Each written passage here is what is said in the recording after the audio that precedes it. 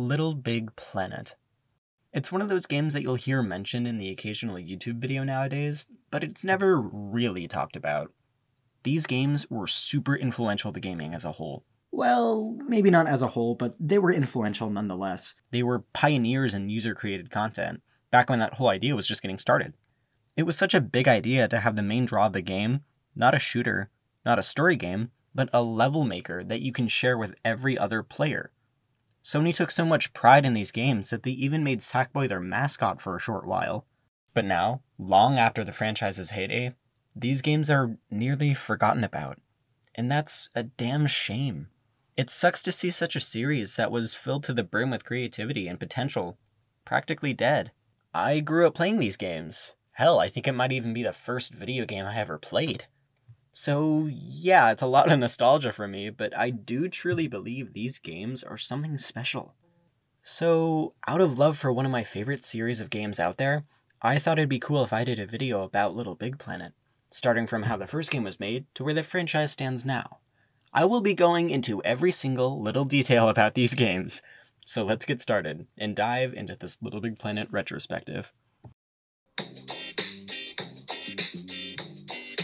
Way back in the distant time of 2005, four friends were working at a game company called Lionhead Studios. Together, they made this game called Ragdoll Kung Fu, a very strange sort of fighting game. I haven't gotten my hands on it, but it looks ridiculously hard to control. The game is mostly notable for being the very first third-party game on Steam. The friends that made the game were Mark Healy, Kareem Etney, David Smith, and Alex Evans. At some point after making the game, Mark was like, "Hey guys, wouldn't it be cool if we made our own game studio and crap and stuff in game studio?" Sure, you know what? Yeah, okay. Yeah, alright. So they went ahead and founded Medium Molecule. Sure, it's nice that we have our own game studio now, but it's not like a golden opportunity is just gonna fall out of the— Are you kidding? Rather quickly after the studio's inception, they got the opportunity to pitch a game to Sony. The four guys went up to Sony after a bit of developing time and pitched the game you've all been waiting to hear about. The one, the only, Craft World. It was the alpha, they didn't hit the nail right on the head with the name yet. Craft World was definitely a far cry from what LBP would eventually become, but you can see how LBP would spawn from this, especially with the physics. Like, the physics in Craft World and LBP are pretty identical. The star of Craft World was this little yellowhead guy named Mr. Yellowhead. This dude would go on a very long design journey up until he became Sackboy. Sony was head over heels in love with the game, and more so, the team's enthusiasm for it. So they gave them a bunch of time and money to make a full game out of this tiny little tech demo. Eventually, in the middle of 2007, Little Big Planet was shown off to the public, and people were interested in this weird little project. LBP was fully released on October 27th, 2008, exclusive to the PS3.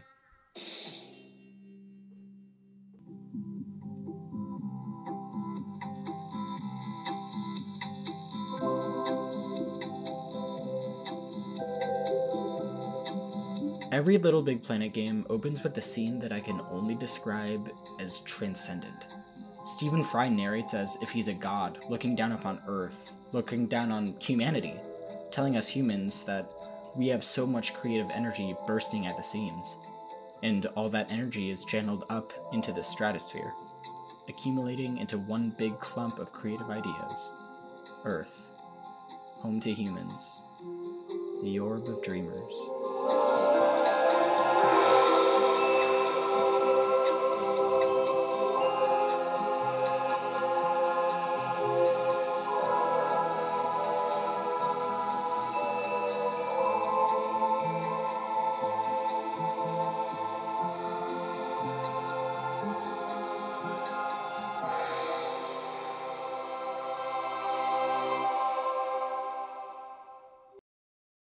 Is it overdramatic? Maybe a little, but that's what these games are all about. Little Big Planet wants you to know that you're a creative person, that you have good ideas, and that you can put them to good use. The Orb of Dreamers is the name of the song that plays during these scenes, and the song might be even more powerful than the scene itself. It feels as though heaven's doors are opening just for you. LBP contains mostly licensed music, but it does have a dozen or so songs composed by Daniel Pemberton. You know, the guy who did the score for Into the Spider-Verse. Oh shit, he also did The Bad Guys? I had no idea. You might have heard a similarity between the Orb of Dreamers and the song Chirp from Minecraft, and that's not because one copied the other. They just used the same sample from a keyboard called the Optigan that came out in like the 70s. Anyway, enough about that 2-minute opening scene, let's move on to the actual game. After the opening, you're pushed right into the introduction level, where you learn about running, jumping, basic game stuff, as well as some other very important things. See, you can open this little menu called the Pop-It, which has a bunch of features from checking out your favorite outfits to a suicide button. Neat! Using this, you can find a character customizer page, a decorations page, as well as a stickers page. Once you get them, you can plaster random crap just about anywhere you well please, even on yourself. If I want to make myself all blue, bam! There we go. And the outfits. Pretty self-explanatory.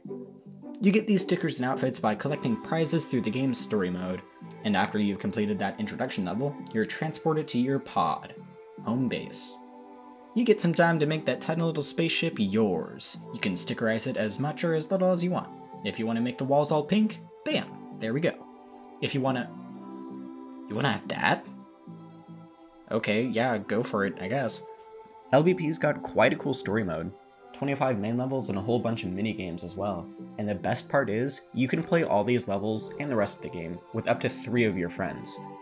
And they also added a feature where if you flick your arm out a little bit, you can even slap your friends. Like, they didn't have to add that, but they did, and it makes for one of the most enjoyable co-op games out there. You start off in the gardens. I mean, of course you do. What platformer doesn't have you start off in the grassy area? And from the start, the game has this incredibly distinct art style. Everything looks like it was put together by hand. The texture of the ground has stitches on it. The king and queen are literally just cardboard cutouts. It generally has this carefree vibe to it. I mean, you come across Humpty Dumpty and you can knock him down, and guess what? There's points inside of him. You get points for killing Humpty Dumpty. That's awesome! Fun fact, if you beat the last level without dying, you get the Yellowhead costume. A perfect recreation of the alpha design, and perfectly two-dimensional too. Through the story mode, you can collect point and prize bubbles. Small ones just give you some points, but the big ones contain stuff like outfits, stickers, and decorations and more. It's so satisfying to collect these and see your collection grow. But for me, it's satisfying mostly for that sweet, sweet sound effect when you collect them. Every world in the game is based on a region in real life, corresponding with its place on the map. The gardens is based on rural England, the savannah is based on Africa, both the wedding reception and the canyons are based on Mexico. Metropolis, New York, islands, Asia, temples, India, and finally the wilderness corresponds with Russia. Similarly, each world has its own theme. The savannah has more of a funky jazz feel to it.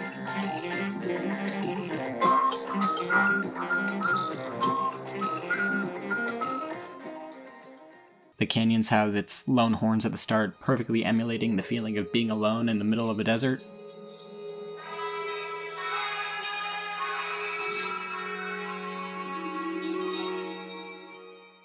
And Russia's got its harsh metal sounds mixed in with a little bit of whimsy there.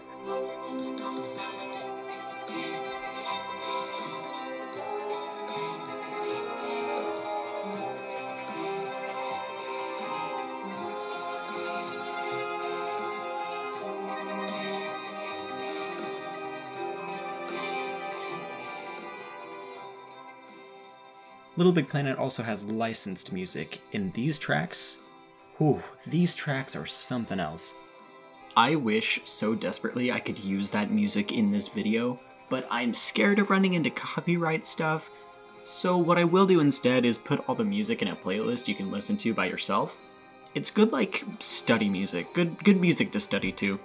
The song Get It Together from one of the game's first levels is practically synonymous with Little Big Planet. It's the first song I think of when I think of these games. Other highlights from this game include Volver a Comenzar by Cafe Tavakba, I think that's how you say it, My Patch by Jim Noir, Cornman by Kinky, okay, and what's gotta be my favorite song in the game, other than the Orb of Dreamers of course, is Atlas by Battles. The music in these games are always a highlight. No matter the quality of the specific game, the quality of the music is always top-notch. Like I said before, as you go through the game, you collect these prize bubbles, but something I didn't mention earlier was that you can also collect materials. But they don't show up in the decorations menu, so what gives? Well, if you come over to the moon on the right of the Earth, you can go into Create mode, and this is where LBP really shines. You can open your poppet and see these brand new tools, a goodie bag and a goodie bag with cogs in it. Looks like you were on the naughty list this year. Before you can get to these menus, you've got to complete a whole bunch of tutorials, which, as you can imagine, is a bit annoying when you're trying to record this game when you already know everything, but hey, it's useful for the new players, I guess. I'm saying new players like this game wasn't released 15 years ago.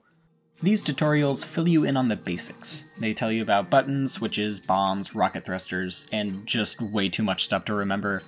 The regular bag contains those materials I was talking about, stuff that helps you build the design of your level, as well as the environment, atmosphere, and that good old game feel devs are always talking about. The bag with the cogs contains the mechanic side of things. Race gates, checkpoints, spikes, a bunch of other ways to die, prize bubbles, things along those lines. As long as you've collected it in the story mode, you can use it all here. It's your playground. You can also have your friends join you to make these levels together. Just imagine spending a couple days with your buds bouncing ideas off each other and having a blast all making something together. That's so cool to me. My very favorite thing about this creator, though, is that every single story level in the game was made using this creator. It's that way for every LBP game. It's like, if you doubted you could make something great with the creator, the devs are already there with, hey, you know that awesome and inventive story mode you just played through? Well bro, get this. You could make something just as good as that, and maybe even better. What did I do with this incredibly powerful level maker tool? Well, I attached thrusters to sponges so that when I would grab it, I would fly across the whole level space. And also just spawn these floaty blocks and grab them to make me fly up to the sky. And then attempted to make this spike run level, but failed to realize you could just jump to another layer to avoid everything. So clearly I did not make the most of the level creator, but you know who did? Literally everyone else. Playing this game back in the day when the servers were still up was the shit. There was an unending sea of levels to play, and every day there were more. All kinds of things were made, like running through a funhouse to a silhouetted nightmare, one where you went and broke into this evil cat lady's house and totally murdered her, one where you're dumped out of a cereal box and plunged into this world where an evil emperor, Milk, is abducting children to use as prizes in his cereal boxes. Of course, I could keep going on and on and on, but the point is, people could flex their creative muscles like never before and share it with the rest of the world, all while being inspired by each other. It also helped that every week or so, MM would pick a bomb-ass, sick-ass community level and bestow it with the MM Pick Award. It was pretty much the highest achievement you could get as an LBP creator. LBP also had some DLC later on. There were so many costumes you could buy. There was Kratos, The Incredibles, Ghostbusters. They even had a Watchmen pack? If you were really lucky, there were sometimes whole campaigns. Like the Pirates of the Caribbean. It had pretty much a whole level just to give you the stickers, decorations, and other bits and bobs. It even allowed you to use water in your level. Someone used it to make this really terrifying but extremely fun tsunami survival. A year or two after LBP came out, Media Molecule released a Game of the Year edition, with most of the DLC stuff included in it. But the big inclusion was adding a subsection to the story mode, with 18 bonus levels from the community built into the game. So you could play these levels after the servers eventually went down. Before each one of these levels, there's a little interview from the creator talking about the level and Little Big Planet itself. It's clear that Media Molecule, preserving these levels and giving their creators time to talk about them, was an act of pure love for this game, and more so, this game's community. Good old MM was so passionate about Little Big Planet, they wanted to make a whole bunch of DLC for it, but their ideas got way too big. There was just too much to fit in DLC. So instead they decided, hey, why not just do a sequel? And that's exactly what they did. Just barely 2 years after the first game, LBP 2 would come out on January 18th, 2011.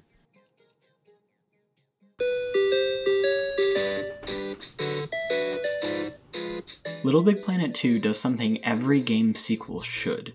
It keeps everything from the first game, but just adds to it, The only thing it takes away from the first game is the story mode, but that's okay, because the story mode in this game rocks. But I'll get to that later. Right off the bat, you can already see the small improvements made to the game. The graphics and frame rate had a slight upgrade. The story mode and its music has more of an arcadey 8-bit aesthetic to it. There's changes to the menus, with the pop-it menu having a bunch more personality to it with the animations the tabs have. There were some changes made to the menus when playing online too. Now, instead of having levels sprawled out across planets, they're on these lists. Which, yeah, is more convenient because you can see more levels, but come on, it's just objectively cooler to surf planets. You could still check out individual creators' planets though, and before you worry, every level that was made in LBP1 is still available to play online in LBP2. Of course, the main drawing point of a sequel like this is the new additions to the Create mode, and there were a lot.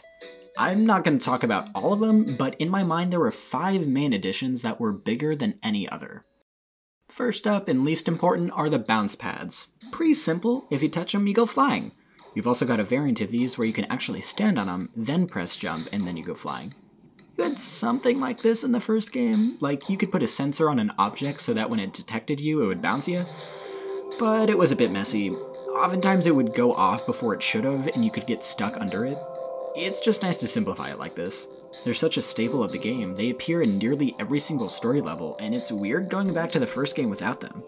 Next is the music sequencer. In the first game, you were constrained to only using tracks in the story mode, but now you could just make your own. There's a bunch of different instruments to pick from. You got your piano, percussion, bass, synth.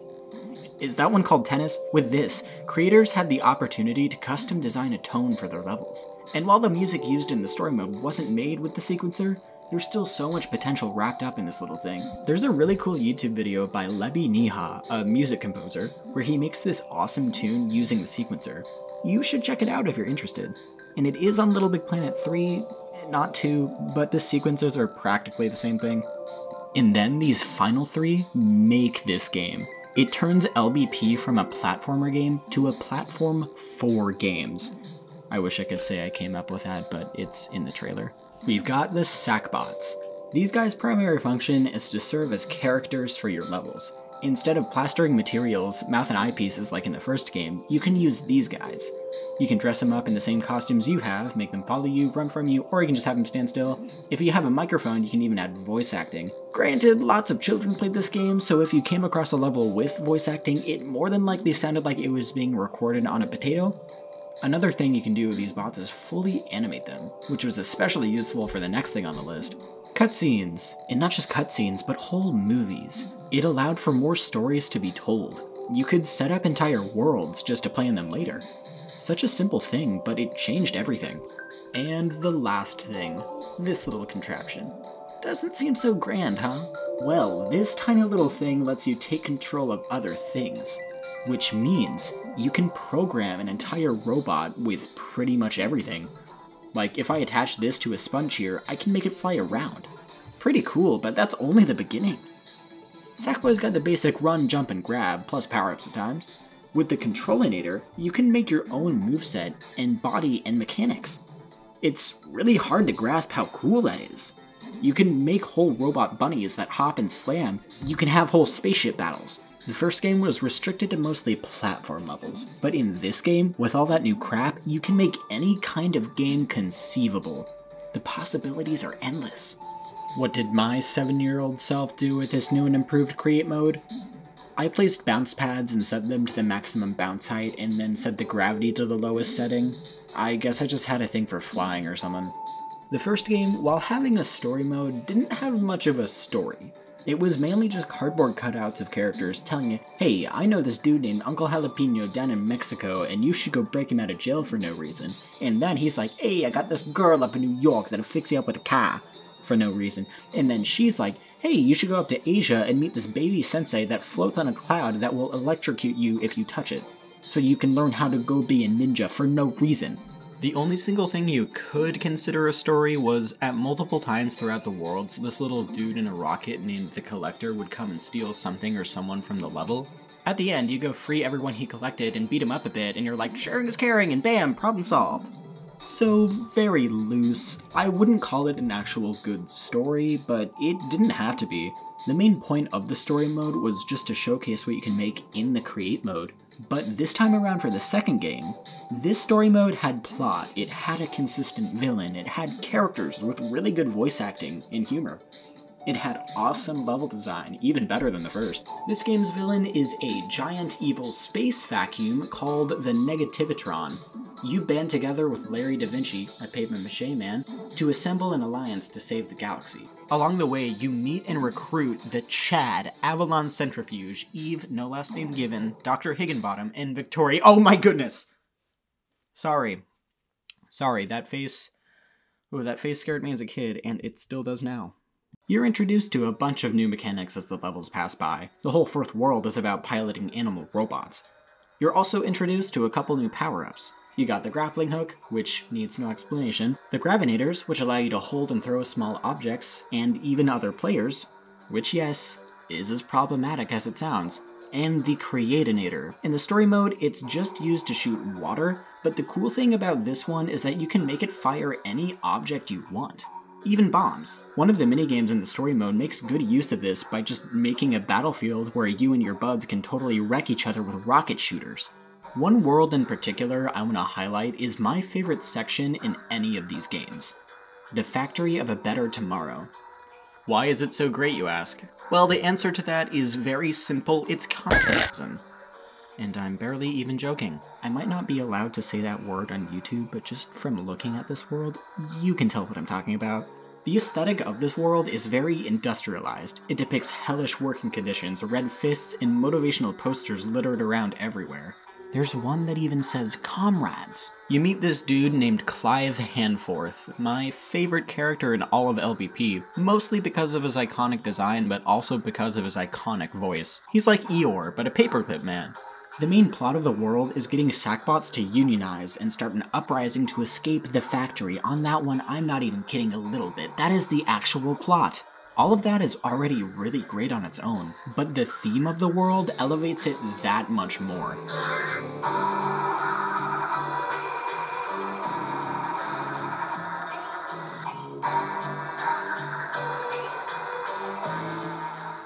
It sounds unhinged, robotic, like your brain's been drained and you're walking around working like a zombie, all while somehow not losing that charm LBP music always has.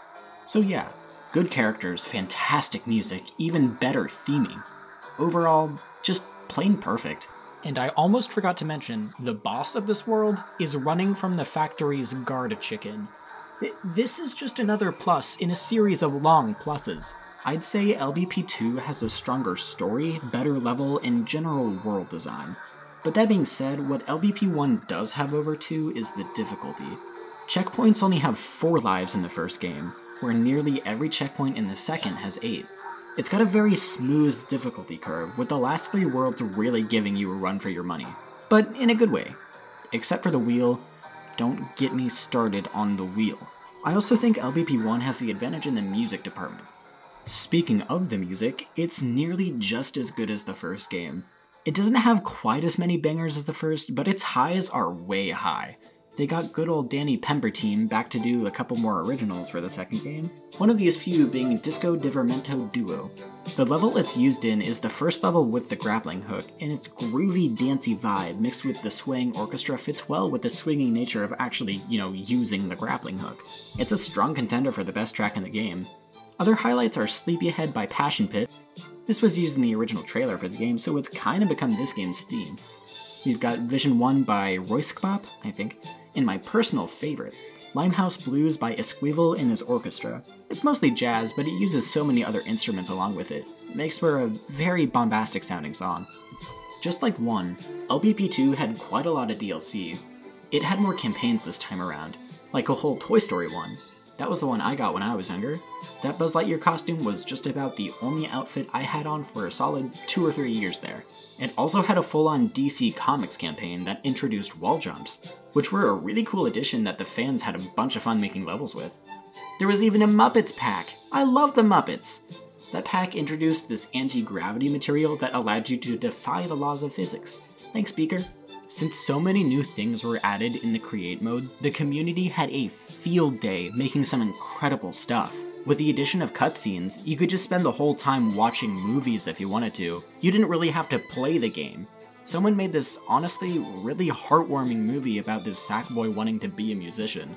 And there were so many movies of just little skits. Definitely varying in quality. There was even this 2-hour karate action movie that I don't have the interest of watching all the way through, but damn, that's a crazy amount of effort. The actual levels are where the real money was at though. Levels that were popular from the first game were remade with new stuff. Like most bomb survival levels now had power-ups included with them. Updated lighting effects made for even more stylistically distinct levels than the first. But of course, now that people can make their own robots and movesets, there was more variety than ever before. There was this Mortal Kombat level where you could hop in these mechs and then throw your friends off the sides to win. In the music in this level, it was a version of Sexy and I Know It that sounded like it was recorded on that potato I was talking about earlier, because why not? 2012 was a pretty crazy time. There were versions of other games too, like a super faithful recreation of the first PvZ game. Like, how was this made? Genuinely, how? How did people do this? There was also a level where Sackboy got unzipped in a bloody, gory mess that definitely left small children traumatized. You know, come to think of it, there were a lot of horror levels. There were FNAF recreations, Jeff the Killer, even Dead Space.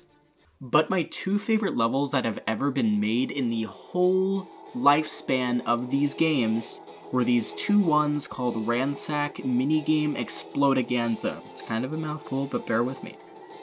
I played these levels more than any other. Most of these are recreations from old Mario Party minigames. The first one is all the free-for-all games, and the second one is 2v2. First to 5 or 6 wins?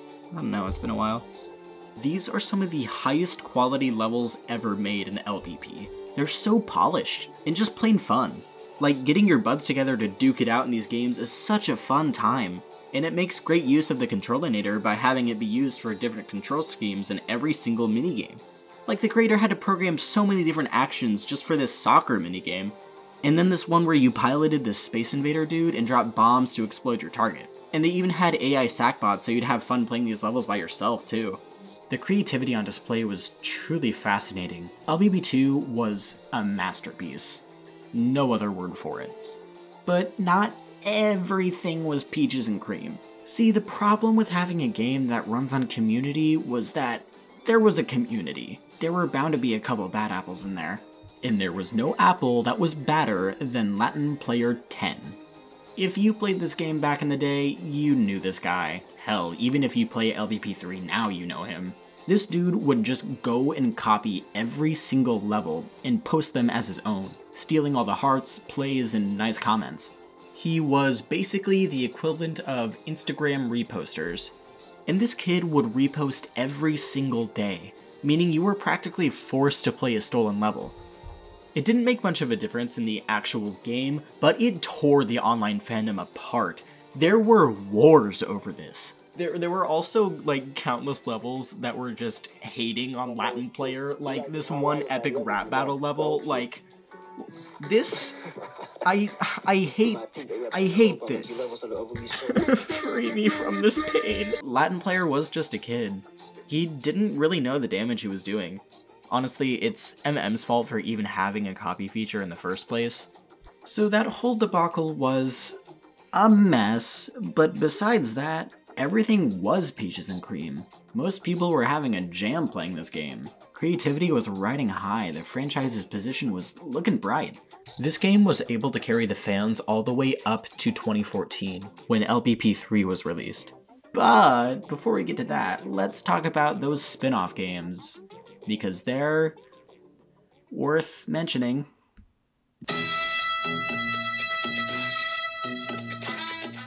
Just a year after the first game was released, Little Big Planet for Sony's handheld, the PSP, came out on November 17th, 2009. It was being developed around the same time as the first game, but by a different studio. LBP PSP, God that's a mouthful, was overall similar to the first game, but with one pretty big change. Instead of there being the usual 3 layers, now there's only 2. which at first seems real bad, but honestly it doesn't change a whole lot. The create mode was limited compared to the first one, making some really odd changes. Like for some reason you can't just scale objects, and there's this dynamic shaping feature that looks frustrating as hell. Changes were made to other stuff too. The pod was now just this tiny box with a button instead of the controller, and Sackboy's even got a couple new dance moves. The story mode was extremely similar to the first game's story mode, cardboard cutouts of characters leading you to different areas with no real reason or purpose, and they did do the "these worlds are based on real places" thing that the first game did, which I really like. They got to explore some regions in the first game they didn't, like Hollywood or the Australian outback. The music was just as good as any other game. On Time by Stereo Deluxe and Glock and Pop by Spiderbaits were some good ones. PSP was a pretty watered down version of the first game, but for being a portable LBP game in 2009, it did the trick. I do have to give more points where they're due though. This game had the birth of Sack Nana. So, S tier game. I forgot this game existed. I finished writing this video and then I remembered it existed, so I had to go back and add this part in. That's how forgettable this game is. Sony, seeing the success of the Wii at the time, decided to make their own motion controller, and along with it came Sackboy's Prehistoric Moves. It was basically just a tech demo for the controller. The game had 10, count 'em, 10 levels, 4 of which were minigames. There weren't any online features in the game, or even a create mode. It came out 1 month before Little Big Planet 2 did. Yeah, it's no wonder I forgot this game existed. Pretty much the only thing you could do with the motion aspect was move these pink blocks around, which was fine. It had some potential, but what they really should have done is just make a separate DLC pack with the controller in a future game. Oh, wait. You're saying they did exactly that in Little Big Planet 2? With more content than this full game? Wow, look at that. Next up is LBP Karting. Released on November 6th, 2012, it was pretty much Mario Kart. And I can move on now without missing a whole bunch, but I'll talk about it. It was honestly a pretty fun time. I didn't have any Nintendo stuff growing up, so this was pretty much my Mario Kart. It's a pretty standard kart racer. The story mode reuses some worlds and the world theme music from the first 2 games. It's got battle mode on a couple levels. There's this new tribe of villains called the Horde. Can you guess what they do? The last level of the game has you take out this big, how do I describe what this is? The music in this final boss battle goes so hard. You would not believe. It is the ultimate boss music, and it's probably the best boss theme ever. I am not joking. It's so good. You have to go listen to it. This is now required viewing for the rest of the video. And by this point, it goes without saying that the rest of the music is also fantastic. The theme music for the second to last world, the Space Base, is funky and upbeat as hell. The undisputed best song in the game, though, is Fresh by Devo. I played the level it was in over and over and over again when I was younger, because even back then, I had good taste. The create mode is incredibly unique. Every other game is primarily platformer, but this one, being a kart racer and all, had to change a lot of things up. The whole create mode is now in a 3D plane, so you had to put a lot more effort into making a good track. I never got to play the community levels way back when. Why, I have no idea. The game simply wouldn't let me. But I've seen some of the levels on YouTube and whatnot, and hey, there's some really cool stuff. There was this cool Minecraft track, and of course, endless recreations of Mario Kart tracks too. LBPK was a very fun time, even if it was just for the story. LBP Vita came out on September 25th, 2012, and yes, at the end of the video you will be quizzed on these release dates, so remember them. LBP Vita was on Sony's other handheld console, the Vita, and instead of being like PSP, a watered-down version of the original, this game was pretty much LBP2, just on handheld. It didn't take anything away from LVP2. The create modes were just the same, connecting online worked fine, and from what I can tell, the community levels were just as good. The game's story mode took place on this planet called Carnavalia, with an evil dude named the Puppeteer turning people into these terrifying wooden creatures called hollows. One new thing the Vita added was touch control stuff. In fact, it was the main selling point of the game.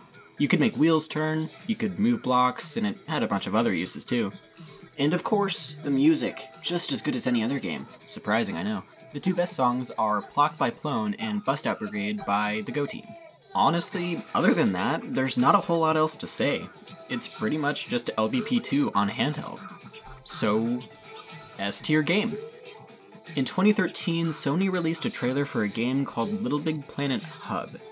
This never happened. Sony hasn't acknowledged this since the trailer came out over a decade ago. What probably ended up happening is this game turned into LBP3 somewhere during production and they just never cared to fill us in. There's also this Sackboy Run game. It came out in 2015 and it's a very basic mobile game runner and I don't really feel like talking about it, but I just thought I'd mention it. So these 4.5 games are the LBP spin-offs. To be honest, for spin-offs, these games slap. It's great that they cared enough about this series to give it some really great side games.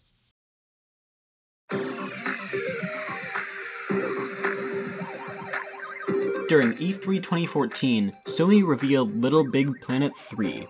Right off the bat, there were so many new things to play around with, the most obvious being the 3 new characters, Oddsock, Toggle, and Swoop. These 3 guys all had different movesets.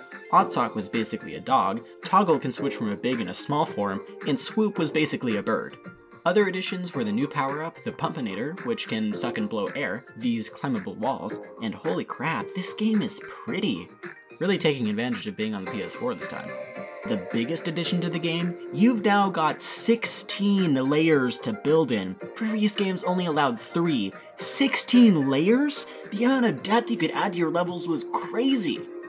Unlike the first 2 Little Big Planet games, this one was not developed by Medium Molecule. This time it was Sumo Digital. went off to work on this other special project they had, so fans were cautiously optimistic about the new developer. But with this game being available on the next generation console, and being helmed by a new dev that can bring new ideas to the table, was there any reason to worry? I mean, they had all the major parts already made in other games. All they really had to do was make a couple new mechanics, features, add a cool story mode, and not make it a buggy mess. You wanna guess what it was? It was a buggy mess. And that is understating things. This game was broken. Bugs and glitches everywhere. You couldn't join your friends, you couldn't play online. When you would browse online levels, they would run like a slideshow. Create mode wouldn't run things properly, meaning the level creation was near impossible. Even if you were playing the story mode offline by yourself, the loading screen would pop up. And that would happen everywhere. It could take whole minutes for a level just to load to boot you back to your pod. There were so many times in the story mode where a level gate wouldn't pop up and it would save that way, so the only way you could progress is to delete your whole save file. There was another one where the game said, oh, I guess you don't have any items to use in create mode. What was the solution? Delete your save file. And all that is on the PS4 version. Everything was so much worse on the PS3 version of the game. Randomly, your profile would be corrupted, meaning every story mode thing you've collected would be gone. All your unposted levels would be lost forever. That is unacceptable. How in the blazing blue do you make a game this broken? Sorry, I have never recovered from being angry about this. Let's just move on. You might jump to blame Sumo Digital for all this, but it wasn't all their fault. Sony rushed this game out for the holiday season, so Sumo wasn't even given enough time to properly work out the kinks with the game. But after launch, Sumo had some time to fix everything. You'd think. No, we're not done yet. In that time after launch, did they A, fix the game and all of its bugs, B, do nothing, or C, largely ignore all the problems that the fans were clamoring them to fix and not even addressing that there were any problems, and instead pool the resources into making a paid DLC for the game as a gift to the fans? It was C, of course it was C. Yeah, instead of fixing actual problems, they just made more buggy game. But that DLC was pretty cool. It was called The Journey Home. It had all the characters go back to locations and meet characters from the first 2 games, with voices for characters that weren't voice acted in the past. Frida sounds like Miss Simeon from Gumball. Well, best bones! If it isn't the famous Toggle! It's not like they didn't release patches during this time, it's just that they didn't do much. They would just kind of fix one issue and then move on to the next. game-breaking issues still wouldn't be fixed until after the Journey Home came out, and that was a long time already. Long load times and difficulty joining friends and lag and other issues plagued this game for years. That's right, they didn't bother fixing these problems for years. By 2016 or 17, they hashed out these issues and the game was actually playable, but even now there are some tiny issues like lag and the game freezing when browsing. But for the most part it got to be pretty smooth. By the time the game was fixed, the damage to the fandom was already done. After launch, the fandom split in three. You had the few people that didn't experience these bugs and pushed through playing LVP3, the ones that just went back to LVP2, and then the ones that simply dropped the game altogether. But there was still a relatively active community, and with the new additions to this game's create mode, it made level creation awesome. I will be moving on from talking about bugs and glitches, but just know that these were problems that plagued the entire lifespan of the game. 3's create mode didn't have too many big additions this time around. They focused more on adding a stupid number of small things. Stuff that added extra polish. But I'll just be covering the big stuff because it's more apparent, and definitely not because it's easier. There are a bunch of new base power-ups, including the Blink Ball. When you launch this ball on a specific material, you get teleported over to it. The Hook Hat, which allows you to snap to certain railings and move around on them, and the Boost Boots. They give you a launch in the air. But the big thing is, you can make your own power-ups. I'm not exactly sure how they work, but you could make a functioning tennis racket, or paintbrush, or magic staff. They also added teleporters, but they call them velociporters because, you know, speedy thing goes in, speedy thing goes out. When you're making a level, off to the side there's this thermometer. The more complex stuff you add to a level, the more it fills, which meant you had a limit to what you could add to a space. LBP2 got around this issue with level links. They brought you to an entirely new space. But in this game, they added an option to turn on dynamic thermometers, which meant only certain parts around you would load in, basically making it so that you could use all the space you wanted. The real big addition was adventure maps. You could make your own series of levels, your own connected story. There's a lot more. I could keep digging, but we'd be here a while. Past games had tutorials to help you understand how to use everything. This game also has tutorials, but they do it a bit different. There's a whole separate campaign about teaching you the basics. The Puppet Academy. My boy Larry comes back to guide you through the academy as a teacher. These levels are a lot more interactive than simple tutorial videos. They carefully walk you through each and every application of a certain tool. You get much more of an understanding of what certain things do and the best ways to use them. Probably the most improved thing from 2 to 3. So, what did my 10-year-old self do with this perfected create mode after completing every Puppet Academy level? Oh, come on, I had to. Sumo put a lot more effort into the story mode than anything else. That might be why other parts of the game are so lacking, but that's neither here nor there. The amount of polish in these levels is something else. I could bum around in the create mode for years and never figure out how they did some of this stuff. This time around, this evil lightbulb lad named Newton harnesses the power of 3 evil titans, and he plans to capture the creativity of everyone on planet Bunkum. Sackboy goes to Manglewood Swamp to release the hero Oddsock, then to the Ziggurat to release Toggle, then Bunkum Lagoon to release Swoop. One thing this game's story mode does differently is that instead of there being linear progression from one level to the next, there's a hub for each world, containing its own prize bubbles, secrets, and levels. You got your main quests as well as your bonus levels. In order to release that world's hero, you gotta collect these 3 marbles from the story levels, and you can do that in any order you want. I actually like this a lot better. In previous games, one world was built around an entire theme. Like the Metropolis all had to have levels that were set in the city. In this game though, you could have the hub world be the world theme while the other levels can all do their own thing. It works really well for the first world, Manglewood. The hub is in a swamp and it's themed around movies, which is a really interesting environment to mess around in. The levels, however, completely vary. One's set in a casino, the other a big frickin' tree, and the other is set in space. The level variety goes for every world, except for the introduction. There are only 3 worlds, but what they lack in quantity, they make up for in quality. Using so many different environments, Sumo was really able to make some fantastic levels. Like this one where you've pulled a Pinocchio and you're stuck in a whale. Another has your controls split up across 8 different Sackboys, which makes for a really trippy level. And other levels that require more than just one player, which are good fun to play with a buddy. if not a bit frustrating when they can't tell, you need to pull that lever at that time to get me up there, you dumbass. The new characters only get a couple levels to themselves. Like, they get their intro, the boss fight, a challenge, and then the last 2 levels have all 3 of them. Part of me wishes they got more time, but honestly, I don't mind. I don't even like the new characters that much, so getting more levels to Sackboy doesn't bother me. Besides, community levels use these characters in cool ways too. That same variety spills into the music too, which makes this game's soundtrack probably the best in the series. And that level with the big frickin' tree, there's this awesome 50s doo-wop sounding song. There's also this other song called Mr. Sandman. I doubt you've heard of it before. The lyrics are incredibly hard to remember. One-Armed Bandit by Jaga Jazzist plays in the first level with Swoop, and I can't describe how the noise sounds, but I just know I like it. The best song in the game is called Steampunked. It's high energy, yet also a slow climb, with tons of mechanical sounds, swingy drum beat, and periodic orchestral sounds. Oh my god, do I love this song. I mean, are you hearing any of this right now? This is fire. LBP3 kinda went mad in the DLC department. It had stuff for nearly every Disney and Pixar movie that was coming out at the time. Yes, even The Good Dinosaur. Every PlayStation game had its own costume, from Nathan Drake to Ellie and Joel. There was a whole Back to the Future level pack, which had the hoverboard as a new power-up. They even made an Adventure Time level pack. Adventure Time is literally my favorite! The community levels in this game are simply the best out of any LBP game. With the whole, 16 layers thing, creators were really able to make some incredible stuff. You had sequels to past levels in LBP2, like Clockworks adding layer launchers.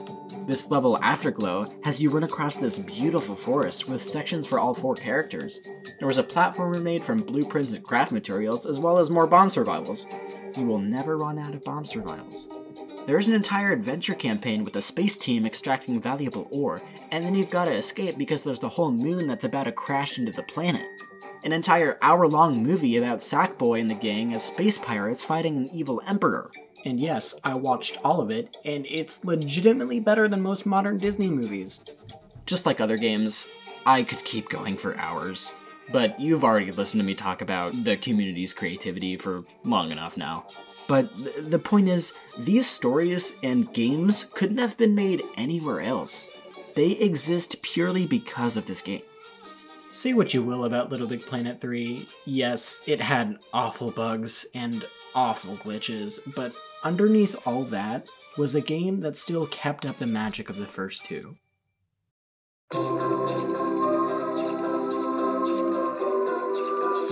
After LBP3's horrendous launch and the years it took to fix, nothing happened.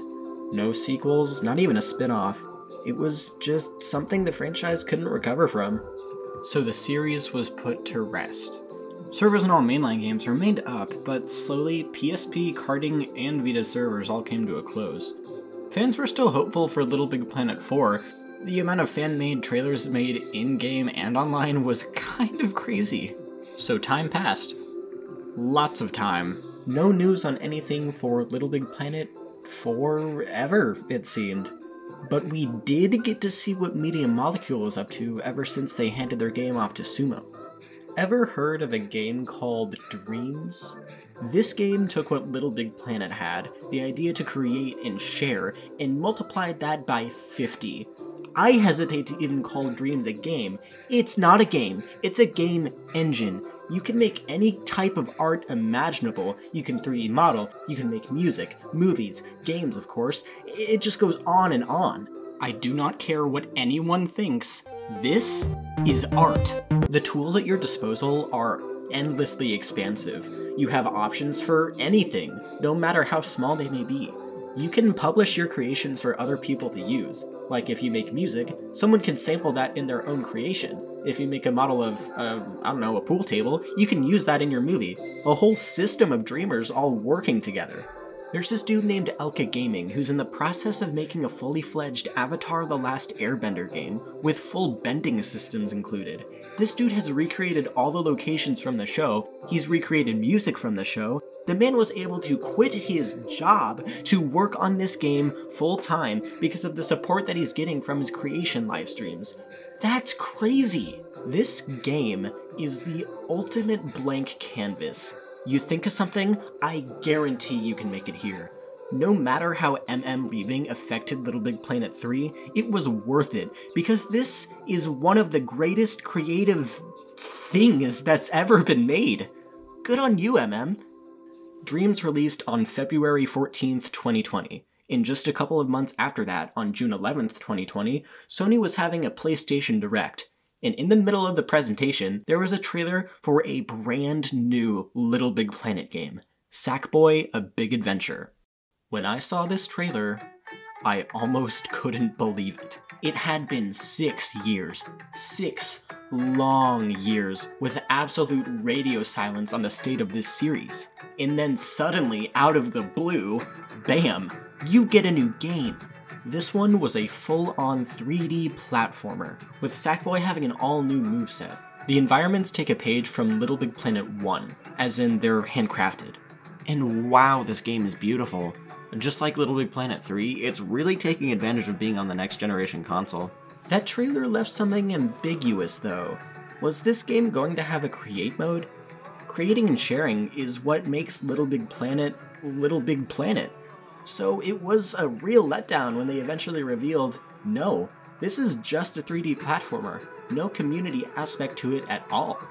Eventually, through reveal to release, the community understood that this wasn't Little Big Planet. This was something else entirely, with the only connective tissue being Sackboy. It wasn't the comeback we were all hoping for, but that doesn't mean it can't be good in its own right. When it came out on November 12th, 2020, it was received pretty well. People said for the most part, it's basically Mario 3D World. I was super excited up to release, and then I got it, I played the first 4 levels, and then I never touched it again. I don't know, it's just not for me. Maybe it's just too slow for me, or maybe just too basic. This game has been out for over 2 years, and I have no desire to play it. I wish I did. The game honestly looks great. It has plenty of cool stuff in it. They got these time trial levels and even music levels where the gameplay syncs up with the music. The artists in these levels include, but are not limited to, Bruno Mars and David Bowie? I love the art. The main villain Vex, his design is super cool, and I'm sure playing this with friends is a good time. It's just not for me. And you know what? That's okay.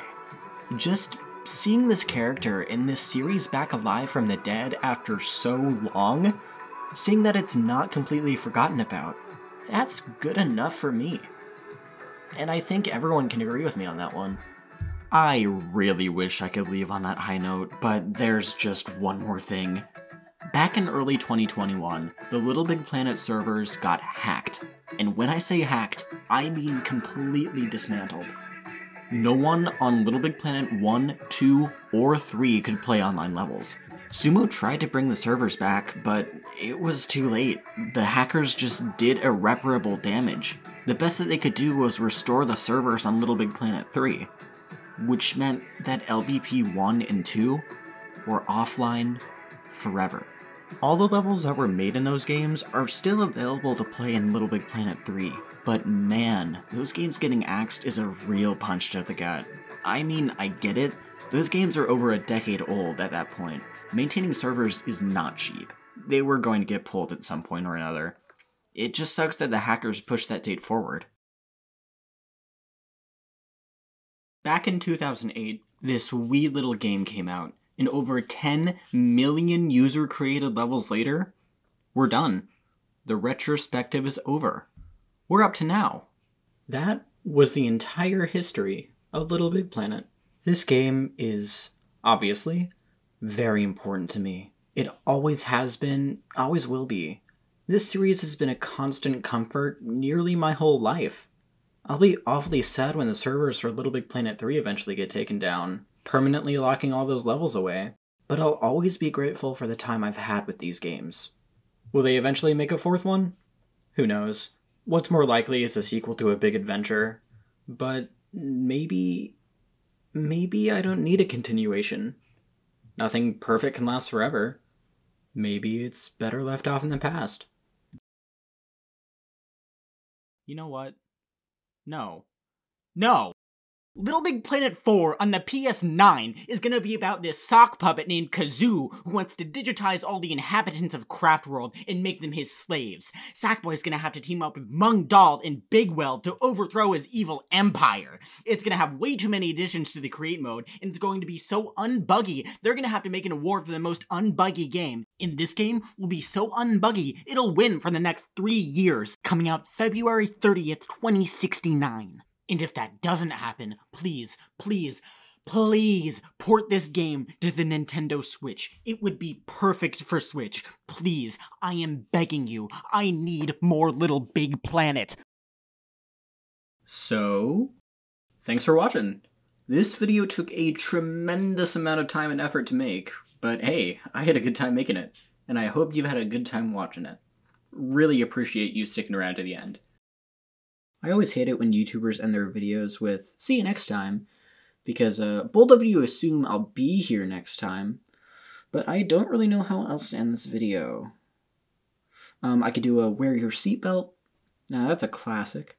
Ooh, I could go into heavy detail about how Little Big Planet is and will always be 10 times better than Viva Pinata. Ugh, that game. Or I could do a funny kata.